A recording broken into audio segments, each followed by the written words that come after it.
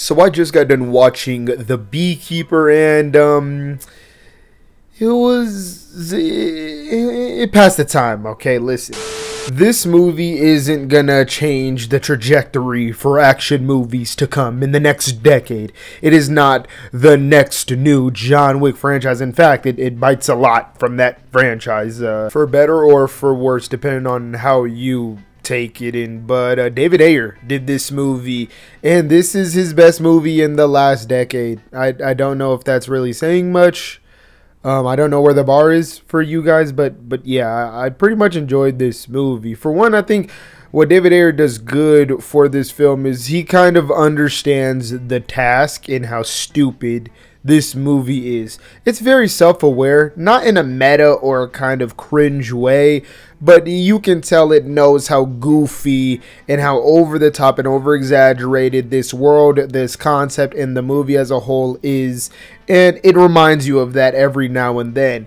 Another part is this is by far David Ayer's least kind of directing impactful movie. It doesn't feel like his fingerprints are all over it. Kind of feels like a hired gig, but not in a bad way. It feels like he stepped up to the plate and delivered an action movie that was quite entertaining for most of the runtime. Just to put out my negatives, for starters, I thought the performances in here weren't really, anything to write home. I thought Josh Hutcherson killed it though, and I wish he had more screen time. Even though he was a prominent role in this movie, every time he showed up, I did not want the camera to cut away from him at any point. He stole the show. But I will say the setup is pretty weak, and fortunately it does it very quick, but unfortunately that very quick is about 20 minutes. So you're there for about the first 20 minutes kind of waiting for things to be set up. Nothing is hitting. There's supposed to be these tense, suspenseful scenes of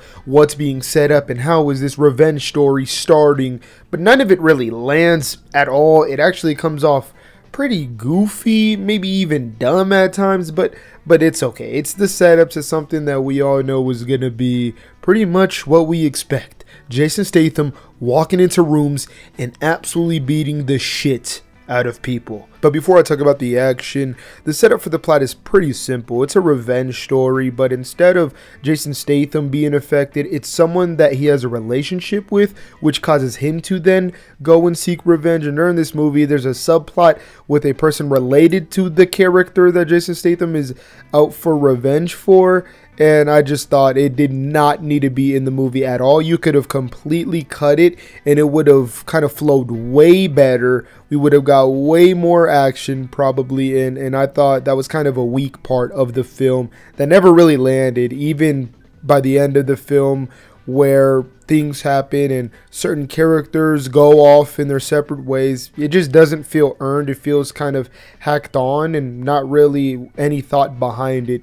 But for the positives, I mean, the action is great in here. It's nothing amazing or like new, but they do some things where like they take advantage of the R rating, or the action is just hardcore. Like I'm talking about, I watched this in IMAX laser and I felt every punch that Jason Statham was throwing at any person in this movie. Any knee, any kick, any elbow, anything. It was booming, okay? This isn't no like insanely top tier choreography that we've ever seen. It's pretty simple, but I mean, you just get a kick out of seeing Jason Statham beat up some henchmen or some thugs, and he's kind of being an asshole about it, and he's kind of got a chip on his shoulder and saying smart quips or remarks that are pissing people off. It makes the audience laugh. It helps us and reminds us that, this is just the Jason Statham action movie. This isn't his next big franchise, I don't think. But yeah, the world that they try to set up in this film is also pretty interesting, but never really gets fleshed out enough for me to straight up grasp onto or really make it feel tangible enough to where I'm clawing for more. It didn't really get to that part, and this is where the comparisons to John Wick really come from. It's obviously a revenge movie, but they're trying to set up this continental-like organization with people that are secretive and above the CIA, but it's kept under wraps and all these things that are pretty simple. It's mirroring the John Wick franchise just in a much worse way. I will say this movie had a terrible script, like really bad. There was lines throughout this movie where I was like, why did they say that? Or we couldn't have wrote that any better? And the editing is pretty bad in this movie, outside of the fight scenes, of course. There's just moments where it feels very awkward, or scenes that should be taking its time don't, and the scenes that do take its time shouldn't. It's weird. But I will say David Ayer shot this movie pretty well for the most part. The movie has a certain look to it that I found, you know, pretty pleasing to the eye. I didn't mind it. Some of the shots in here were really good. But yeah, really all the only takeaways for this film are Jason Statham, Josh Hutcherson, and the action. There's no insane score that was fantastic. No piece of dialogue or writing that had me jumping out of my seat, although the amount of B puns in here could make Arnold Schwarzenegger's Mr. Freeze jealous. And it was a super simple, sometimes even dumb movie, but it being self-aware of those kinds of things and how goofy and how over-exaggerated this world, these characters in this movie is, kind of helped the enjoyability or the entertainment or the experience of the movie for me. And this is certainly not a movie you need to be rushing to see. It's nothing to rave about, and I think my biggest issue really comes from how much it rips off of the John Wick franchise.